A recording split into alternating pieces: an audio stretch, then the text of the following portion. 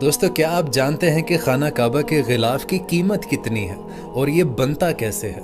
تو دوستو خانہ کعبہ کی ایک فیکٹری میں درجنوں کاریگر مل کر خانہ کعبہ کے لیے کالے کپڑے کا غلاف تیار کرتے ہیں،